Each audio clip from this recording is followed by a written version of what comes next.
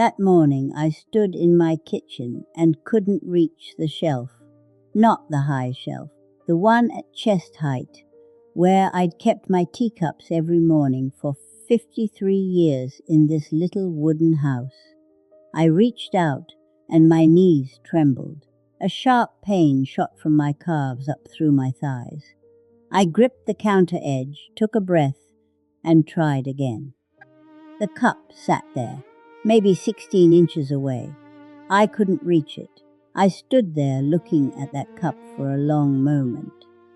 Then I pulled out the small wooden chair beside me, sat down hard, and for the first time in 67 years of living, I cried over my own leg, not from pain, from fear, because I knew exactly what that pain was telling me. Martha, this is the beginning of needing other people, the beginning of sitting at a window watching a world you can no longer walk out into, the beginning of becoming a burden. If you're watching this video, I want to ask you something. Have you ever had a moment like that? A moment when your body spoke to you? Not in words, but in pain, in trembling, in the way something ordinary suddenly became impossible. If you have, then you're exactly where you need to be. And if you haven't, then perhaps you're watching because you love someone who faces that every single day. My name is Mae Jenkins. This past April, I turned 94. I'm sitting here alone in the small wooden house in Tennessee where I've lived for 53 years. Every morning I still cook my own breakfast. Every week I still walk out to the garden to pick tomatoes. And that shelf at chest height in my kitchen, I reach it easily, every day, without a single tremor. What happened between the morning I sat crying in front of that cup and today? That's what I want to tell you, not to boast, but because I believe you deserve to hear the truth from someone who has actually lived through nearly a century, not from a doctor who has never been old, not from a 32-year-old influencer without a single wrinkle, from me, a 94-year-old woman from Tennessee with legs that still hold her up. Arthur, my husband, had been gone 2 years before that morning. 2 years of silence in this house. 2 years of cooking dinner for one. 2 years of waking up beside a cold pillow and having no one to say, "It's a beautiful morning, Arthur," too. I thought I had gotten through it. I thought I was fine. But a human body doesn't know how to lie. It holds everything, grief, loneliness, fear, in every muscle fiber, every knee joint, every step. And when it gets too tired to keep holding, it starts to let go. My legs let go that March morning. The first time, I couldn't reach the cup. I sat on that small wooden chair in the kitchen and calculated. I was 67. My 4 children had their own families, scattered across different states. If I kept weakening at this rate, within a year, they would have to sit down together and choose a care facility for me. They wouldn't say it bluntly, because they loved me. They'd call it a better arrangement for Mum. They'd use the gentlest words they could find in a phone call I would never be allowed to hear. And I would sit in a small room that wasn't mine, looking out at a garden that wasn't mine, waiting for short weekend visits from children and grandchildren. That fear was not weakness. I want you to understand that. That fear was wisdom, your body sending an urgent signal, and you have 2 choices. Listen to it, or pretend it isn't there until it's too late. I chose to listen. The neighbor who lived right next door was a woman named Clara Whitfield. She was 81 years old that year. I know that number because I had been counting. I'd watched her from my kitchen window for weeks. Watched her turn the soil in her garden herself, drive herself to church on Sundays, carry her own grocery bags from the car to the house. And I had been counting. 81, 14 years older than me, and she moved like a woman of 50. One sweltering summer afternoon, I knocked on her door. Clara opened it, looked at me once, and without a word pulled me inside, put a glass of tea in my hand, and pointed to 2 wooden chairs on the back porch. We sat quietly for a moment. Cicadas hummed. The afternoon shadows stretched long across the yard. Then I asked, "Clara, how do you do it?" She didn't ask me what I meant. She knew. Perhaps she had been waiting for that question for a long time. Clara set her tea down, looked me directly in the eyes, and said something I carried with me for the next 27 years. "Martha, there are no secrets in this world. There's only what you put in your mouth every day and what you put in your mind every day. Both matter equally. Neglect one, and you lose." Then she talked, and I listened. 3 hours. Neither of us stood up. But that's not what I remember most about that afternoon. What I remember most is the moment I broke down. Not polite tears, real crying, the kind I had been suppressing for 2 years since Arthur died. I told Clara something I had never said to anyone. "Clara, I'm not afraid of dying. I'm afraid of becoming useless before I die." Clara didn't respond right away. She sat still, looking at me, and then very slowly placed her weathered hand on top of mine. "Then don't become useless," she said. Simple as that. No poetry, no hollow comfort. Then don't become useless. I walked home that evening, carrying something new in my chest. Not hope. Hope felt too large a word. Just a small seed of resolve. And resolve, when properly cared for, can grow into anything. I'm not going to give you a grocery list. Anyone can Google a list. I'm going to tell you each food, and exactly what moment I remember when it changed my body. 1. Pumpkin seeds. The night the cramps stopped. 3 days after that afternoon on Clara's porch, I went to the store and bought raw pumpkin seeds, unroasted, unsalted. I came home, soaked a handful in a bowl of water, and left them overnight exactly as she had told me. The next morning I ate them when I first got up. Bland, slightly chewy. I didn't like them, but I ate them, Clara had explained. Pumpkin seeds are extraordinarily high in magnesium. Magnesium is the fuel that allows your muscle fibers to contract precisely, especially the muscles in your legs, your calves, your core. When your body is deficient in magnesium, those muscle fibers begin firing randomly, without instruction. That's the source of those terrible nighttime leg cramps. I had been living with those cramps for 2 years. Every night, at least once, sometimes twice. Jolted awake by the sensation of something invisible squeezing my calf, unable to straighten my leg, having to sit up and drag my toes back toward me in the dark while telling myself, "It will pass, it will pass."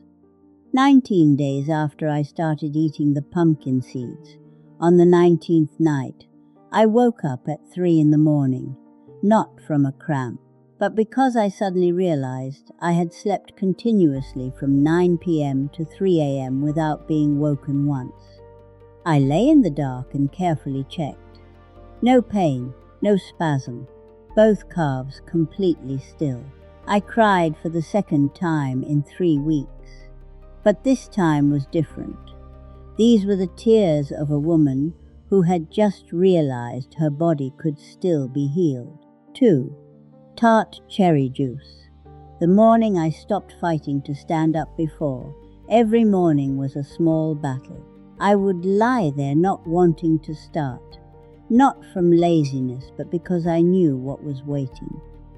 Rolling over, would bring a grinding sensation in my hips and knees. Setting my feet on the floor would send stiffness radiating up from my heels, as if my body had frozen overnight and needed time to thaw.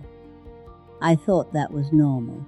I thought everyone felt that as they got older. Clara said no. She said that morning stiffness was a sign of inflammation. Not acute inflammation, but the quiet chronic kind that most doctors don't diagnose because it's not severe enough to test for, but enough to drain you every morning, every month, every year.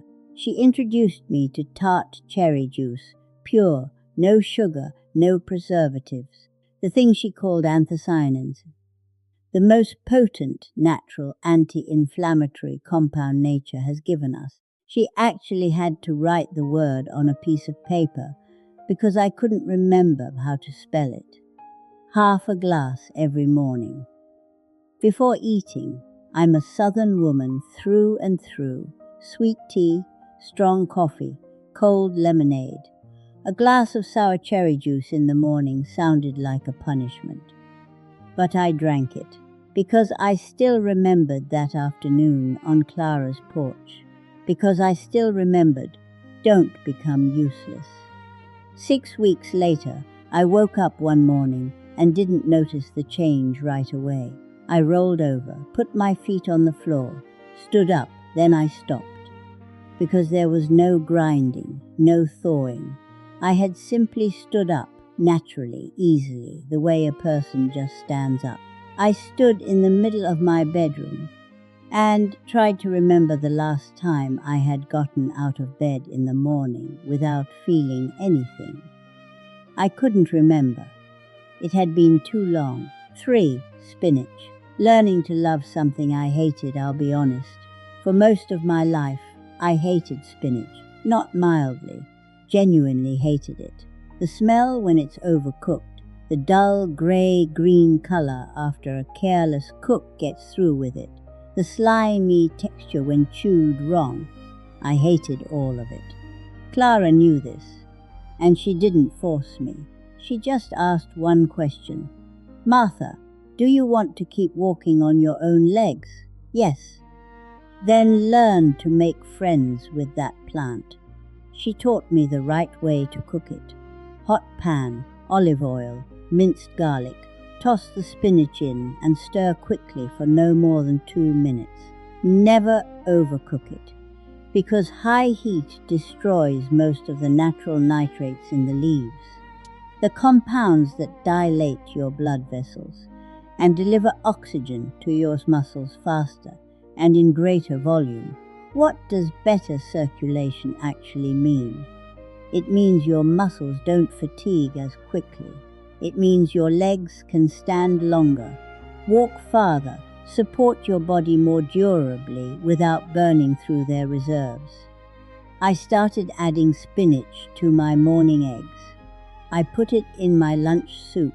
I used it as a side at dinner. And I stopped thinking of it as a vegetable and started thinking of it as medicine. Medicine that smells like garlic and comes in green. When you change the way you see something, you change how it feels to eat it. 3 months later, I stood in the garden, picking tomatoes for 45 minutes straight without going inside to rest, standing upright, 2 feet steady on the ground.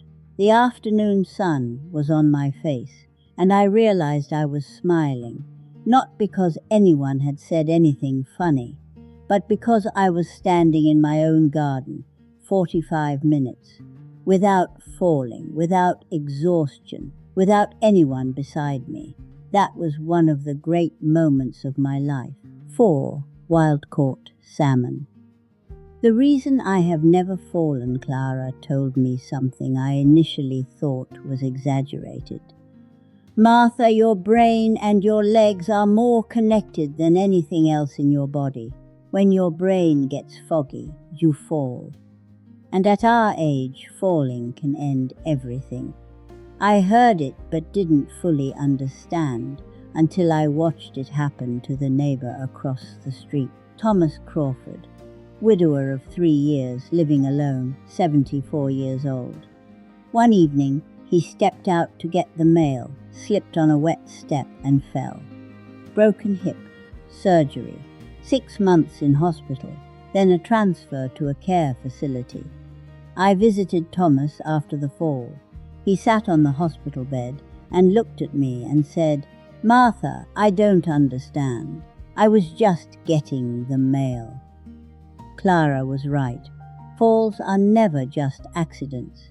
They are the consequence of a nervous system and a muscular system that have been quietly weakening for far too long. Wild-caught salmon, ocean-caught, not farmed, contains the highest concentration of omega-3 fatty acids in nature. Omega-3 is the lubricant for your joints, the fuel for your brain cells, the substance that keeps your reflexes sharp enough when you step on uneven ground, when you go downstairs in the dark, when your body needs to respond in a fraction of a second to not fall. I'm not wealthy. My pension is modest, but I found ways to buy wild-caught salmon twice a week, from the local fish market, from sales, from remaining stock. Clara had helped me understand this is not a food expense, it is health insurance. And that insurance costs far less than a single week in hospital after a fall. I have not fallen once in 27 years, not once. 5. Lentils. What kept my muscles from eating themselves? Clara asked me. Martha, do you know why so many elderly people look like they're shrinking and disappearing? I shook my head. Because they're eating themselves, she explained. When your body doesn't receive enough protein from food, it breaks down muscle tissue to get energy to keep itself alive. Your muscles are the largest protein reservoir in your body, and your body will not hesitate to draw from that reservoir if you don't give it an outside supply. Older people tend to eat less because appetite fades, because cooking for one person loses its pleasure, because teeth aren't what they were. And when you eat less, protein runs short, muscle shrinks. Year by year, quietly, until one day you look in the mirror and don't recognize your own body anymore. Lentils, small, inexpensive, easy to cook, contain as much protein and iron as red meat, without the risks that come with red meat. I started making lentil soup once or twice every week. It became my ritual. Every Sunday morning, I'd cook a large pot, enough for several days, and I started ladling out an extra bowl, putting it in a container, and carrying it across the street to Thomas's house. After Thomas came home from the care facility, he returned with something missing. I don't know the exact word for it. The light in his eyes, perhaps. The way he used to sit on the porch and occasionally wave at people walking by. That was gone. I watched him from my kitchen window and I recognized something. I had been that person after Arthur died. The way I stopped wanting to go outside. The way the world grew small behind the window. The way you begin to believe that no one genuinely needs your presence anymore. I knocked on Thomas's door one afternoon with a container of lentil soup still warm in my hands. "You brought something for me?" he asked, surprised. "Soup. I made too much." A small lie. I had made exactly that much because of him. Thomas took the container, looked at me for a moment, then said, "Thank you, Martha." His voice was thin and soft as paper, the voice of someone who hadn't had a real conversation in a long time. I walked home and couldn't fall asleep right away. I lay thinking about Thomas, about that paper-thin voice, about the look of surprise on his face when I knocked, as if he had stopped expecting anyone to knock on his door. The next Sunday I made an extra bowl, and the Sunday after that, and the Sunday after that. Gradually, Thomas started sitting on the porch in the afternoons. Gradually, he started raising his hand to wave at people passing by. Gradually, the light began to return to his eyes. Slowly, like early spring sunshine, tentative and gentle, but still light. And I began to notice something about myself. Every Sunday morning when I woke up to cook that pot of soup, I wasn't tired. I didn't feel the heaviness of other mornings. I woke up and my body was ready because it had something to do, someone who needed it. A pot of soup that needed to be made. Clara had said this. Your body will always follow your reason to live. It is never the other way around. I had not understood that until I lived it through those bowls of lentil soup carried across a street every Sunday. 6 and 7. Greek yogurt, eggs, and sweet potatoes. The completing trio, 3 final foods to complete the 7 that Clara passed down to me. Greek yogurt, not the sweetened kind, not the flavored kind, but the plain white thick variety. It contains nearly as much protein as chicken and billions of probiotics for your gut. Clara explained, your digestive system determines what percentage of nutrients from everything else you eat actually gets absorbed into your body. An unhealthy gut means you could be eating correctly and still not receiving what you need. Eggs, complete protein and vitamin D, she said. At our age, bone density is not something you can recover once it's gone. But you can slow the rate at which it leaves. Vitamin D is the key to your bones continuing to absorb calcium, and eggs are one of the most accessible sources of vitamin D you can find. Sweet potatoes, potassium. Potassium prevents your muscles from cramping randomly, keeps every muscle fiber adequately hydrated and functioning steadily. When potassium is low, your muscles become unpredictable. Sudden cramps, rapid fatigue, slower reflexes. Clara showed me how to arrange all 7 of these into a morning meal.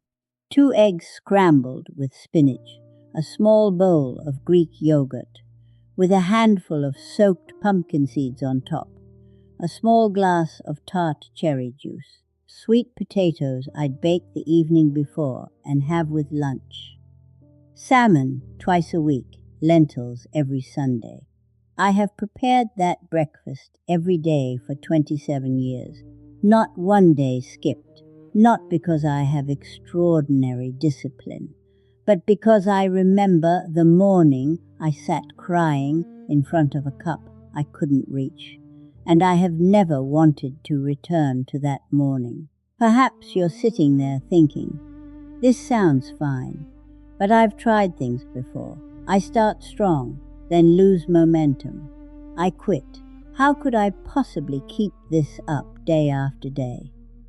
I understand that completely. And here is the real reason people quit. Not because they're weak, but because nobody told them the truth about time. When you eat pumpkin seeds on day 1, your legs won't be stronger on day 2.